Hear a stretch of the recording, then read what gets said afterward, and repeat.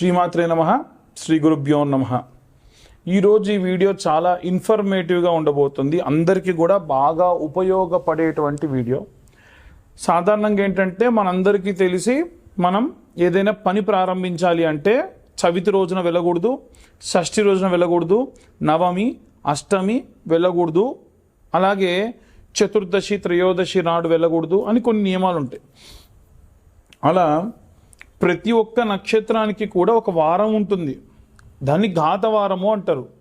ఆ వారం నాడు ఆ పనులు చేయకూడదు. కాబట్టి ఏ నక్షత్రం వారికి ఏ ఘాతవారము, ఏ అదృష్ట నక్షత్రము, ప్రతి నక్షత్రానికి కూడా ఒక గాయత్రి ఉంటుంది. ఆ గాయత్రి అంటే ఇప్పుడు ఉదాహరణకు జ్యేష్ఠ నక్షత్రం ఉంటే ఓం జ్యేష్ఠ నక్షత్రాయ విద్మహే మహాజ్యేష్ఠాయ ధీమహి తన్నో జ్యేష్ఠ ప్రచోదయాత్ ఉదాహరణకు చెప్పాము మీకు ఇది. ఇలా ప్రతి ఒక్క నక్షత్రానికి ఉంటుంది. మీ కష్టకాలంలో ఏ పూజలో అవసరం లేదు, ఆ గాయత్రి చదువుకుంటే సరిపోతుంది. ఏదైనా పనులు ప్రారంభించినప్పుడు పంచమి నాడు ప్రారంభించాలి, సప్తమి నాడు ప్రారంభించాలి, దశమి ఏకాదశి నాడు ప్రారంభించాలి, ద్వాదశి నాడైతే మధ్యాహ్నం అపరాండ సమయం తర్వాతకి ప్రారంభించాలి, లేదా బ్రాహ్మీ ముహూర్తంలోనే ముందుగా ప్రారంభించవచ్చు. అమావాస్య ముందు వచ్చేటువంటి త్రయోదశి చతుర్దశి అంతగా మంచిది కాదు. అమావాస్య పౌర్ణమి తర్వాతకు వచ్చేటువంటి పాడ్యమి విద్యా తదియా కూడా మంచిది కాదు. కాబట్టి ఈ పరమైనటువంటి క్యాల్కులేషన్స్ అన్నీ కూడా వేసుకొని వీలైనంత వరకు కూడా మనము ఒక తిథిని వారాన్ని ప్రమేయంగా తీసుకొని మనము ఆ యొక్క పనిని ప్రారంభించాలి. కాబట్టి ఇప్పుడు మనకి ఏ నక్షత్రానికి ఆ నక్షత్రం అదృష్ట సంఖ్య ఏమిటి, వాళ్ళు ఏ మంత్రం చదువుకోవాలి, అలాగే వారికి సంబంధించినటువంటి ఈ యొక్క ఘాతవారం ఏమిటి, ఆ ఘాతవారం నాడు ఏం పనులు చేయాలి, ఏ పనులు చేయకూడదు అనేటువంటి విషయాన్ని ఇప్పుడు మనం తెలుసుకుందాం.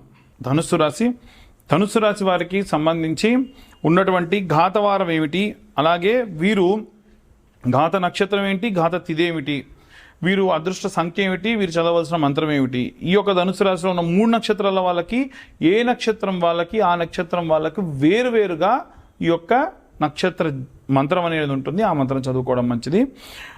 ఇప్పుడు ధనుస్సు రాశి వారికి సంబంధించి శుక్రవారం ఘాతవారం. శుక్రవారం నాడు రెగ్యులర్గా చేయించుకునే కటింగ్స్ షేవింగ్స్ చేయించుకోవడం మంచిది కాదు. అలాగే శంకుస్థాపనలు కానీ, గృహప్రవేశాలు కానీ, వ్యాపారం ప్రారంభం కానీ, నూతనంగా ఏదైనా చేసేటువంటి పనులు కూడా అంత శ్రేయోభిలాషంగా ఉండదు. అలాగే ఈ యొక్క ధనుస్సు రాశి వారికి సంబంధించి భరణీ నక్షత్రము ఘాత నక్షత్రము. ఈ యొక్క భరణీ నక్షత్రంలో ఉన్నటువంటి ఈ యొక్క ఘాత నక్షత్రం కూడా అంత మంచి నక్షత్రం కాదు. వీరికి ఆ నక్షత్రం నాడు లేదా ఆ నక్షత్ర జాతకులతో కూడా పార్ట్నర్షిప్ చేయడం అంత మంచిది కాదు. వీరు విధియ రోజు ఏదైనా పని చేస్తే అది అంత సక్సెస్ఫుల్ అయ్యేటువంటి ఛాన్స్ లేదు.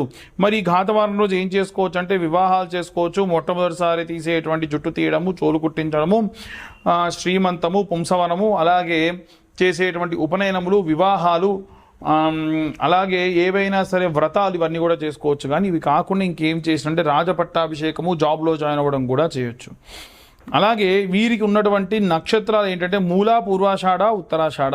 మూలా నక్షత్రానికి సంబంధించి అదృష్టవారం ఆదివారం.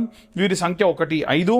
వీరు చదవలసినటువంటి మంత్రం ఏమిటంటే ఓం ప్రజాదీపాయై విద్మహే మహాప్రజాదీపాయై ధీమహి తన్నో మూలా ప్రచోదయాత్ అన్న మంత్రం చాలా విశేషంగా వీరికి కష్టకాలంలో 108 సార్లు చదివితే అదృష్టం కలిసి వస్తుంది.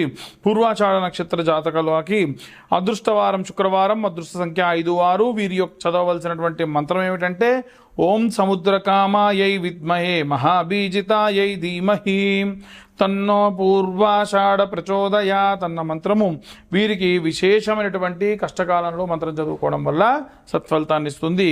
అలాగే వీరికి ఉత్తరాషాఢ నక్షత్రం వారికి అదృష్టవారము రవివారం అంటే ఆదివారము, అదృష్ట సంఖ్య 1, 3, 5. వీరు చదవలసిన మంత్రం ఏమిటంటే ఓం విశ్వే దేవాయై విద్మహే మహాషాఢాయై ధీమహి తన్నో ఉత్తరాషాఢ ప్రచోదయాత్ అన్న మంత్రము వీరికి విశేషమైనటువంటి సత్ఫలితాన్ని ఇస్తుంది. ఇవన్నీ కూడా గోచార రీత్యా చెప్తున్నటువంటి విషయం. ఎవరైనా సరే పూర్తిగా మీ జాతకం కావాలంటే మీ పేరు, date of birth, time, place కింద ఉన్న నెంబర్కి వాట్సాప్ చేయండి. 2025 రూపాయలు చెల్లిస్తేనే జాతకం చెప్తాను, ఫ్రీగా జాతకం చెప్పడం కుదరదు. 2025 రూపాయలకి 60 నుంచి 70 పేజీల్లో జాతకం. దాంతోపాటు ఈ నెల మన ఛానల్ సబ్స్క్రైబర్స్కి ఎవరైతే 2025 రూపాయలు చెల్లించారో వారికి ఒక జ్వాలాముఖి మాల ఉచితంగా ఇవ్వడం జరుగుతుంది. ఆసక్తి కల వారి కింద ఉన్న నెంబర్కి కాంటాక్ట్ చేయొచ్చు. ఇంకా అన్ని వర్గాల వాళ్ళు ఎలాంటి రెమెడీస్ తీసుకోవాలి, ఎలాంటి మంత్రం చదవాలనే విషయాన్ని ఇప్పుడు మనం తెలుసుకుందాం. చాలామంది రాహుగ్రహం వలన చాలా ఇబ్బందులు పడుతూ ఉన్నారు. అయితే రాహుగ్రహం గనక లగ్నంలో ఉన్న, పంచమంలో ఉన్న, నవమ స్థానంలో ఉన్న ఏదైనా ప్రయోగం చేయడం వలన ఫలిస్తుంది. ఏదైనా ప్రయోగం అంటే మీరు మనకు సాధారణంగా ఏంటంటే 4 బాటల మధ్యలో, 3 బాటల మధ్యలో చౌరస్తా అని అంటారు, కూడలి అని అంటారు. మనం అప్పుడప్పుడు చూస్తూ ఉంటాం. అక్కడ నిమ్మకాయలు, గుడ్లు ఇలాంటివన్నీ పడేసి ఉంటాయి. మనం దూరంగా చూడలేము. దగ్గర దాకా వచ్చిన తర్వాత మన బండి దాన్ని దాటుకుని వెళ్ళిపోతుంది. దాన్ని మించి దాటడం వలన ఎవరికైనా లగ్నంలో కానీ, పంచమంలో, నవమంలో రాహు ఉన్నా, వారికి రాహుదశ నడుస్తున్నా, ఒకవేళ ఆడపిల్లలైతే వాళ్ళు కనుక డేట్లో ఉన్నా, ఏదైనా సరే వాళ్ళు విడిచిపెట్టినటువంటి ఆ గాలి వీరికి సోకుతుంది. ఏదైనా దుష్టత్వం వీరికి ఆపాదించబడుతుంది. నిద్ర పట్టదు, ఉలిక్కిపడి లేవడం, సూసైడ్ చేసుకోవాలన్న టెండెన్సీలు రావడం, ఇలాంటివన్నీ విపరీతంగా జరుగుతూ ఉంటాయి. ఎవరికైతే ఇలాంటి భావనలు ఉన్నాయి, నాకు నిద్ర పట్టట్లేదు, సూసైడ్ లాంటివి ఆ థాట్స్ వస్తున్నాయి, ప్రతిదానికి భయం వేస్తుంది, ఇలాంటివన్నీ ఈ పాపగ్రహ సంచారం వలన వీరి జాతకంలో వచ్చేటువంటి ఇబ్బందులు. మరి ఏం చేయాలంటే, ఎవరైతే ఈ బాధతో ఉన్నారో వాళ్ళు నిద్రపోతున్నప్పుడు ఒక కోడిగుడ్డు వాళ్ళ తల్లిగారు కళ్ళకు కాటుక పెట్టుకొని ఒక కోడిగుడ్డు తీసుకొని, ఒకవేళ తల్లి లేకుంటే భార్య అయినా భర్త కోసం చేయొచ్చు. ఒకవేళ తల్లి కోసం పిల్లలు చేయాలి అని అంటే కనుక ఆడపిల్లలు వివాహం కాకుంటే చేయొచ్చు.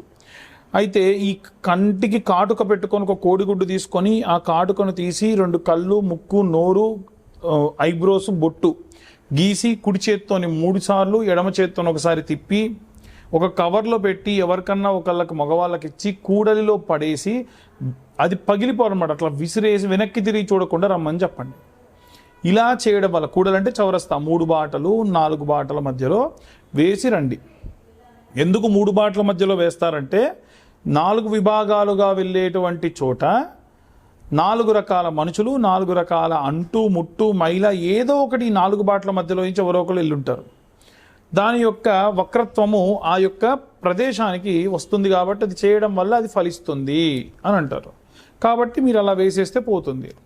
దీని తర్వాతకి ఏదైనా ఒక అమావాస్య నాడు కానీ, లేకుంటే ఒక మంగళవారం నాడు కానీ, ఎవరికైతే తల్లి తండ్రి లేని ఒక ఏజ్డ్ వాళ్ళు ఉంటారు కదా, మీ ఇంట్లో మీ తాతనో, బాబాయిలో, పెదనాన్నలో, వాళ్ళతో గుమ్మడికాయ కోయించి లోపలున్న దొబ్బంతా తీసి దాని లోపల నువ్వుల నూనె, ఆముదము కలిపి ఒక ఆకులో ఉప్పు వేసి ఇంటి ఆవల అంటే కాంపౌండ్ లోపల మీ యొక్క ఇంటి బయట ఆ ఉప్పు పోసిన దాంట్లో గుమ్మడికాయని పెట్టి పెద్ద అఖండ ఒత్తి వేసి వెలిగించి దీపం పెట్టాలి. ఇలా చేయడం వలన ఈ యొక్క జాతక సంభావిత దోషములు కూడా పోతాయి.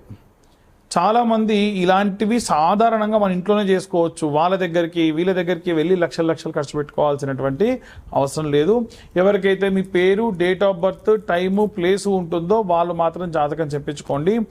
Date of birth, time, place ఉన్నటువంటి వాళ్ళు కింద ఉన్న నెంబర్ కాంటాక్ట్ చేయండి. 2025 రూపాయలు జాతకానికి తీసుకోవడం జరుగుతుంది. 60-70 పేజీల్లో జాతకం మీకు ప్రొడ్యూస్ చేయడం జరుగుతుంది. ఎవరైతే 2025 రూపాయలు చెల్లిస్తారో వారికి ఈ యొక్క జ్వాలాముఖి మాల ఉచితంగా ఇవ్వడం జరుగుతుంది. 2025 రూపాయలు చెల్లించిన వారికి మాత్రమే, అంటే జాతకం కోసము.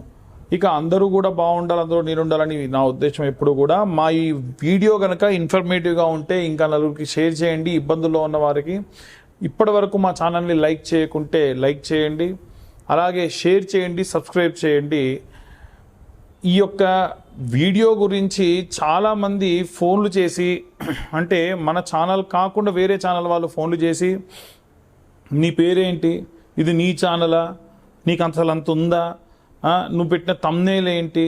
అమ్మ, తమ్నేల్స్లో కూడా మేము చాలా వరకు మీ దాకా వీడియో రావడానికి, మీ దృష్టి పడడానికి మాత్రం కొన్ని సార్లు ఛానల్ వాళ్ళు థంబ్నెయిల్స్ పెడుతున్నారు. అది పూర్తిగా మా వల్ల జరిగినటువంటిది కాదు, ఛానల్ వాళ్ళు, యాజమాన్యం వాళ్ళు చేసేటువంటిది. అది కూడా బాధించకుండా ఉండేట్టుగానే ఉండాలి అని ఎట్టి పరిస్థితుల్లో మేము కూడా కోరుతూనే ఉన్నాం. కాబట్టి అందరూ కూడా సంతోషంగా ఉండండి, జాగ్రత్తగా ఉండండి. సర్వే జనా సుఖినో భవంతు. స్వస్తి.